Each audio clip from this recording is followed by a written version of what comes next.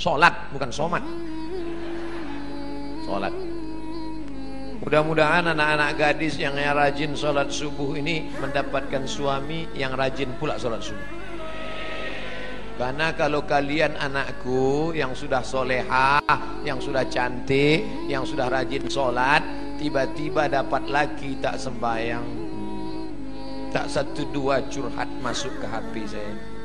Ustadz, dulu saya sangka nikah sama dia bahagia, ternyata Pak Ustadz, cuman rasanya bu macam tidur sama babi hutan. Tak sembahyang.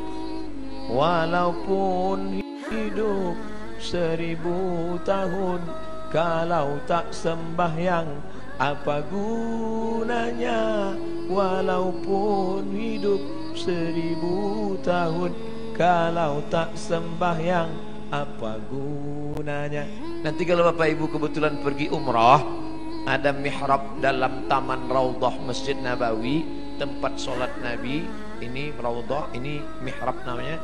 Di sebelah kiri ada tertulis as-salatu imaduddin, sholat tiang agama.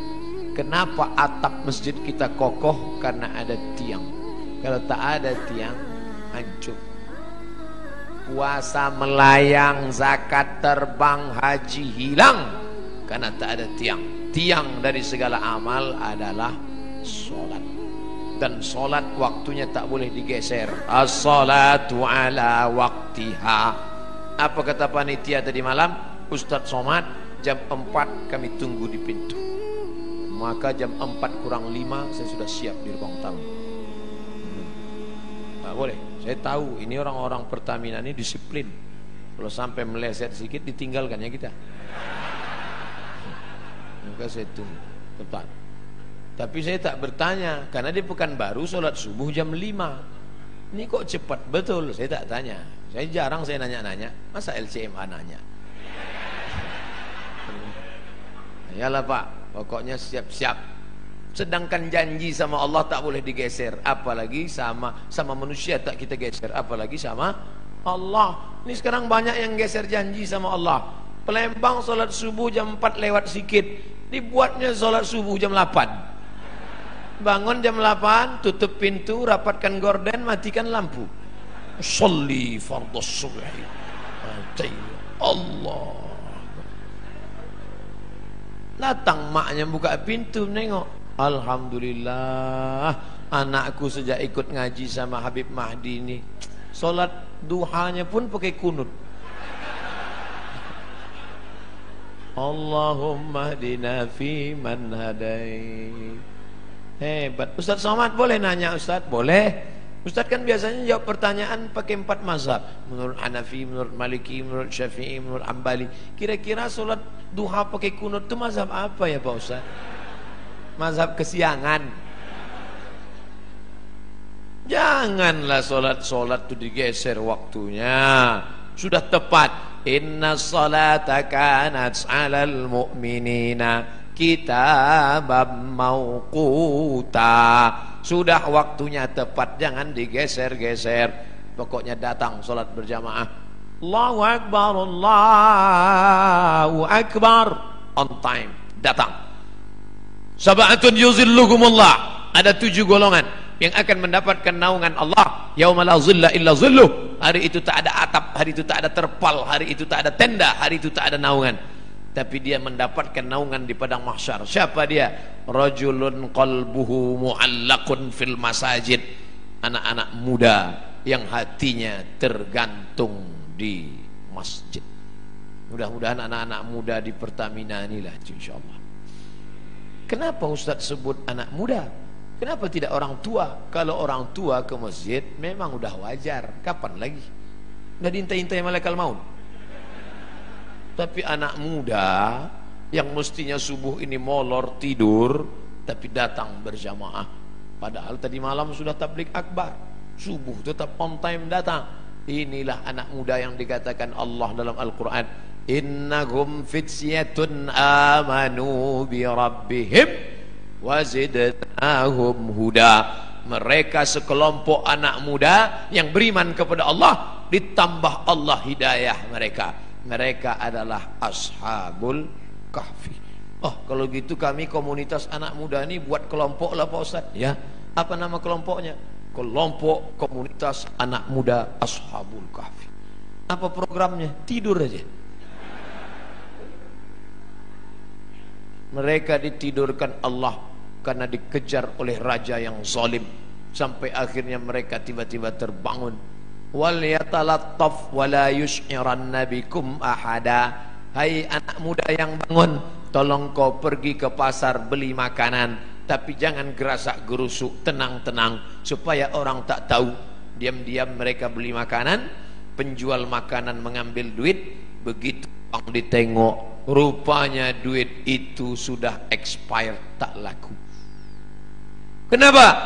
Salah sami'ati wasdadu tis'a. Mereka tertidur di dalam gua 309 tahun. Bayangkan ada anak muda datang ke Palembang mau beli makanan, beli tekwan, tiba-tiba ditengok duitnya tahun 1700, zaman Syekh Abdul Somad Al-Falembani. Mentang-mentang nama sama itu yang disebut. Bayangkan apa yang terjadi saat itu. Ini ada anak muda. Rupanya zaman itu sudah berganti seorang raja yang soleh. Raja yang soleh mengunjungi mereka ke dalam gua, ditengok anak-anak muda terkapar, tertidur. Tak lama setelah itu mereka pun meninggal dunia. Allah hanya ingin menceritakan. Tapi ada pula di situ seekor anjing.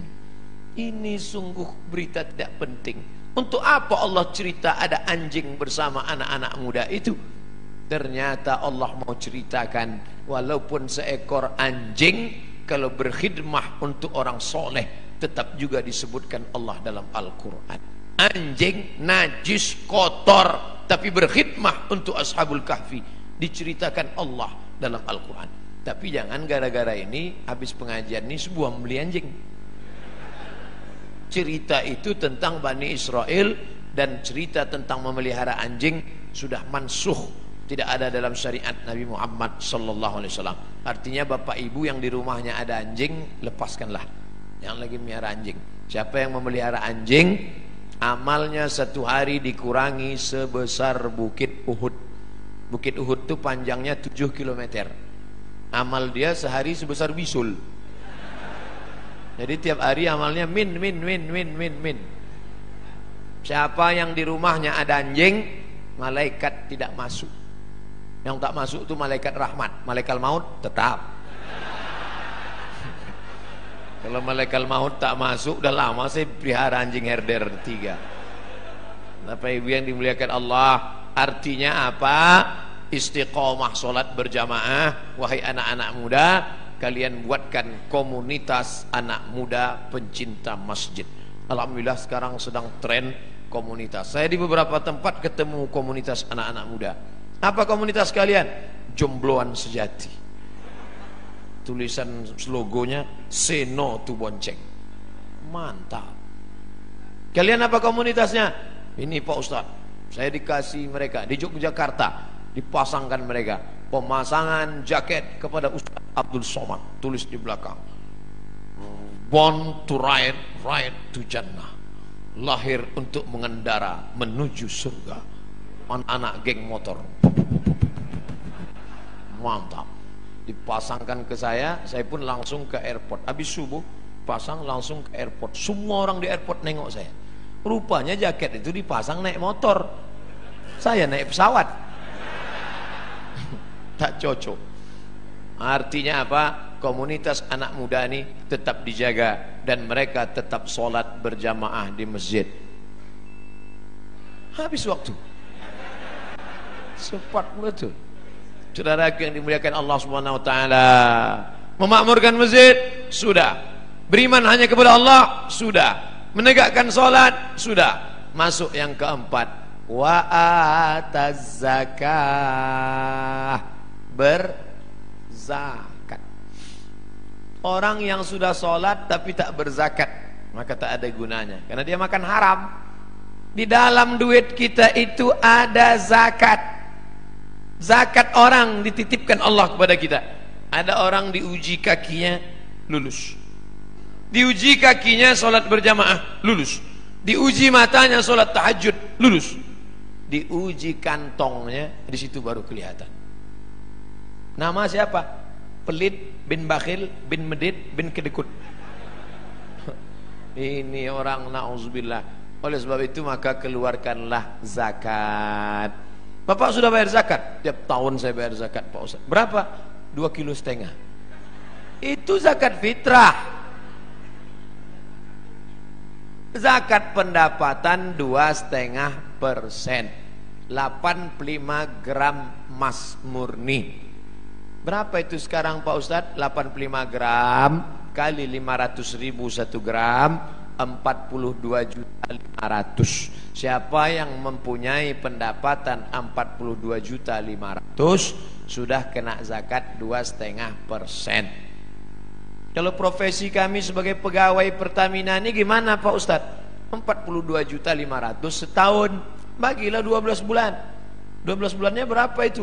42.500.000 bagi 12, 3,6. Jadi yang berpendapatan 3,6 juta, 3.600.000 itu udah kena menurut Basnas, Amil Zakat Nasional yang sudah disepakati ijma' antara ulama-ulama Basnas se-Indonesia, 3,6. Saya tidak sebut gaji karena ada orang gajinya 2 juta, pendapatannya 20 juta. Ada uang tunjang, uang sipak, uang sundul, uang sikut, duit-duit apa. Jadi di total semua, total. Pak Ustadz, saya sebulan dapat 5 juta. Mudah cara ngitungnya. 1.025.000. 5 juta berarti 125.000. Saya 10 juta Pak Ustadz, 250.000. Saya sebulan dapat saya 100 juta Pak Ustadz, 2,5 juta. Mudah-mudahan Bapak Ibu punya duit 100 juta. Dari bunyi aminnya banyak yang tak yakin Pak. Masalah duit ini kita tak bisa ngelihat orang, tak bisa dinilai duit dari wajah orang. Ada hitam, jelek, pesek, pendek. Tapi buka dompet 100 juta. Ada ganteng putih, tengok dompet 2.000 perak. Mudah-mudahan semuanya dapat 100 juta. 100 juta zakatnya berarti 2,5 juta. Memang kalau udah cerita zakat ini banyak lupa. Tak ingat saya Pak Ustaz. 2,5 juta. Saya tak tahu entah siapa yang punya 100 juta, entah siapa yang tidak, saya tak tahu. Dan Bapak petugas Basma, Badan Amil Zakat Pertamina, itu tidak tahu siapa yang punya duit. Tapi ada dia yang tahu, la ta'khuzuhu sinatun. Dia tak mengantuk, tak tidak tidur. Tak mau berzakat, simpan. Tak ada angin, tak ada hujan, tiba-tiba lutut sakit. Dibawa ke tempat kusuk, makin sakit. Dicucuk pakai jarum-jarum itu akupunktur, sakit. Tak mempan jarum, cucuk paku payung, makin sakit. Akhirnya dibawalah ke Singapura. Sampai di Singapura datanglah dokter Cina membawa martil kecil aja, dipukulnya lutut. Ayah lapuklah, lama pakai.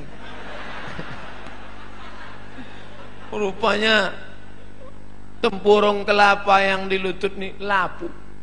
Jadi gimana dok? Tenang, kita sudah import lutut dari Tiongkok. Berapa harganya? Sebelah kanan 40, sebelah kiri 40, ongkos pasang 20, pas 100.